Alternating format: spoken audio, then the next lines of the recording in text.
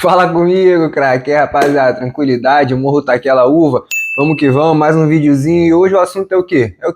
Brasileirão, né, pai? O Brasileirão ganhou emoção, e o Botafogo entregou o Campeonato Brasileiro, é isso mesmo, rapaziada, o Botafogo entregou o Campeonato Brasileiro de bandeja. É, meus amigos, quando todo mundo falava que o Botafogo ia ser campeão com 10, 15, 20 pontos de diferença, o Botafogo resolveu parar, puxar o freio de mão e deixar todo mundo encostar. Atualmente, vamos falar de chance de título, até o sexto colocado tem chance. Mas eu acredito que, de verdade, apenas 4 times ali brigam, né? Até o quarto colocado briga de fato pelo título. Hoje está muito mais próximo do Palmeiras do que do próprio Botafogo. Eu dizia aqui em vários vídeos que achava que o Botafogo ia ser campeão porque o time vinha tendo jogos que mesmo jogando mal, né, não sofria gols e não perdia. Podia até empatar o jogo, mas não perdia. Coisa que não está acontecendo.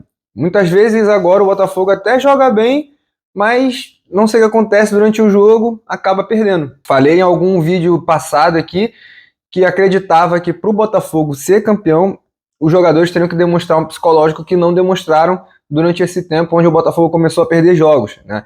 Você tirar, desde que o Botafogo perdeu aquele jogo para o Flamengo de 2-1, que o treinador disse que ia entregar o cargo, não sei o quê. Daí em diante você viu o Botafogo oscilando muito. E jogadores que vinham constantemente fazendo bons jogos, que é o caso do Adrielson e do PR, começaram a falhar. Inclusive no jogo contra o próprio Grêmio, né, semana passada, eu vi alguns lances onde o Botafogo ainda estava empatando o jogo e o Adrielson cortava alguma bola e ficava com uma cara de assustado, assim, sabe? Parecia que estava tomando um baile. Isso fica notório, você vê que o Botafogo não tem condições psicológicas de recuperar alguma coisa nesse campeonato. Então eu acho que o Botafogo, por mais que esteja em segundo lugar, com 2 pontos a menos que o Palmeiras, tendo um jogo a menos, vamos supor que o Botafogo ganhe esse jogo contra o Fortaleza, que vem numa má fase, né? O Fortaleza tá perdendo jogo atrás de jogo, mas o Botafogo também não tá bem, né? São 4 derrotas e um empate nos últimos 5 jogos. E aí, e se o Botafogo vence o Fortaleza, o Botafogo vai a 63, fica com o mesmo número de jogos do Palmeiras e um ponto à frente. E aí, só que eu não acredito muito, cara, numa vitória do Botafogo fora de casa. Pode acontecer? Pode acontecer. Mas eu não acredito. Hoje o Fortaleza está em 12º com 43 pontos, né? Tá próximo à zona de rebaixamento. O primeiro time da zona tem 37. São 6 pontos à frente. Não acredito que o Fortaleza vá brigar para não cair. Mas o retrospecto do Fortaleza também são 4 derrotas e um empate, né? São 3 derrotas em sequência, um empate e outra derrota, né, agora nesse final de semana. E o Palmeiras vem ali, teve aquela derrota para o Flamengo, mas vem numa sequência muito positiva, com vitórias em sequência. Teve apenas essa vitória, essa derrota para o Flamengo. De resto, assim como o Grêmio, também veio numa boa tonada aí, ganhou 5 jogos em sequência, acabou perdendo ontem para o Corinthians. E inclusive foi um resultado surpreendente, pelo menos para mim. Eu imaginava até um empate, vou te ser sincero, até apostei na casa de aposta no empate, porque o Corinthians tem essa necessidade de vencer jogos, né, para se afastar da zona de vez. E também tem um retrospecto bom a favor do Corinthians no Sul, tanto com o Inter quanto com o Grêmio. Mas acabou perdendo e com jogador a mais, hein? O Grêmio estava com jogador a mais praticamente o jogo todo. Falar um pouquinho aqui também do Fla-Flu. Flamengo empatou com o Fluminense. Um jogo onde no primeiro tempo o Flamengo até dominou as ações ali, pressionou, conseguiu roubar muitas bolas no ataque, né, na defesa do Fluminense. No final do primeiro tempo fez 1-0 com a Arrascaeta, um golaço. No segundo tempo, o Fluminense veio com uma postura totalmente diferente, uma postura agressiva, pressionou o Flamengo, e o Flamengo aceitou essa pressão, recuou o time e o time cansou, né?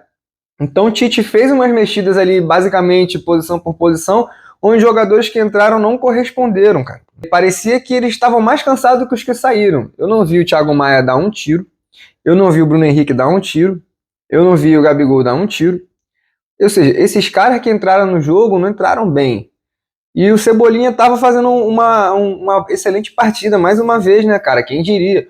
Tava marcando, tava apoiando, tava, colaborando com o time em todas as ações, tanto defensiva quanto ofensiva.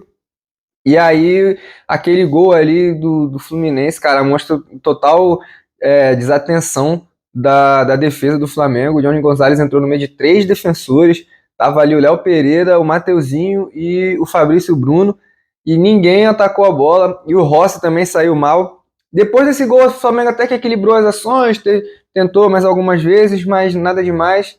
Então o jogo acabou terminando empatado, né, 1-1, prejudicou muito o Flamengo, tanto na briga por título quanto na briga por Libertadores direto. Apesar de ter um jogo a menos e estar 2 pontos atrás do Bragantino, vai ter um confronto direto agora, né, dia 23 o Flamengo pega o Bragantino durante a pausa da FIFA. Se o Flamengo vence, vai a 60, fica com o mesmo número de jogos do restante, né, fica 2 pontos atrás do Palmeiras. E aí não tem jogo direto mais, confronto direto entre Flamengo e Palmeiras. Vai ter que torcer por um tropeço do Palmeiras, não tem jeito, para título. Mas assim, o Flamengo hoje, a realidade é briga por Libertadores, vaga na Libertadores direto. Não acredito que o time que oscila tanto assim vai vencer todos os jogos, e o Palmeiras, o Grêmio, o Botafogo vão perder tantos jogos assim. Na outra parte da tabela, gente, o bagulho também tá doido, hein? O Vascão venceu o América, um jogo complicado, né? Nem parecia que o América já estava rebaixado. O Vasco se complicou no final do jogo. O Payet salvou o Vasco, fez um golaço de falta o Payet, cara.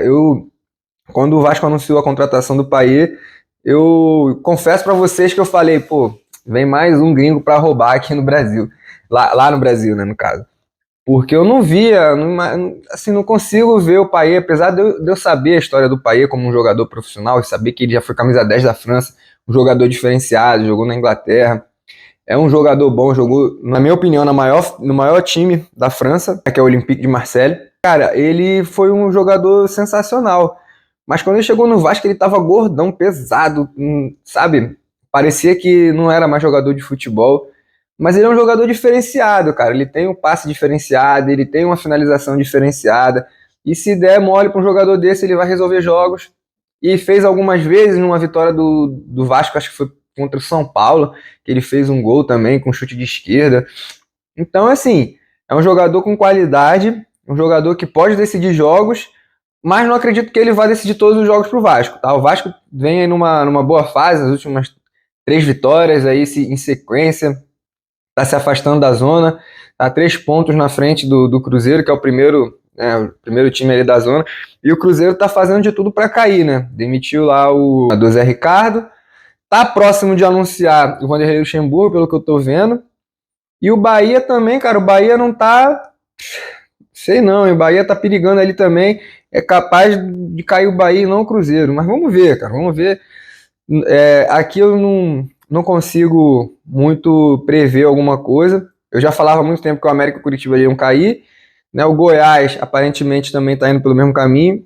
E o Cruzeiro e o Bahia são os times que mais estão brigando ali, né, para cair, né, a última vaga. Porque o Vasco vem ganhando jogos, o Santos vem ganhando jogos, o Corinthians ganhou, apesar dele não ganhar muitos jogos, mas o Corinthians é difícil perder, né? Perdeu um jogo nos últimos 5, empate e vitória, empate e vitória. Ou seja, está sempre pontuando, vai se afastando aos poucos. Já está em 11º colocado, inclusive. Acho que o Corinthians meio que escapou dessa briga. E é isso, rapaziada. Por enquanto, ali embaixo na tabela, a briga tá boa também.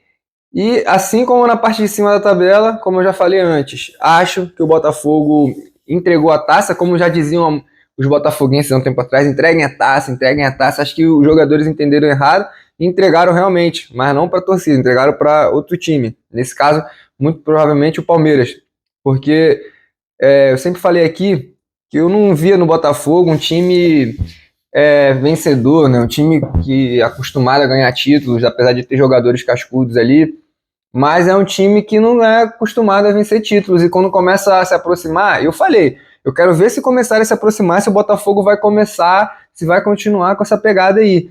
Porque uma coisa é você estar 15 pontos, perder um jogo e tranquilo, já tem 13, 12 pontos de vantagem, 11 pontos de vantagem. Outra coisa é quando tem 3, 5 pontos de vantagem e tu vê equipes como Palmeiras, Grêmio, Flamengo, que vem ganhando competições importantes nos últimos anos, e aí os caras começam a tremer. E foi o que aconteceu. Tem problema pessoal acontecendo com o Tiquinho Soares, tumulto na diretoria do Botafogo. E, cara, Infelizmente, para a torcida do Botafogo, eu acho que vai ficar mais um ano, né, desde 95 sem ganhar nada. Não vai ser em 2023, pelo que eu tô vendo. Vamos ver o que acontece, rapaziada. Digam aí, façam suas apostas e vamos que vamos para cima deles. Valeu, craque. Obrigado pela moral. Tamo junto. Até a próxima.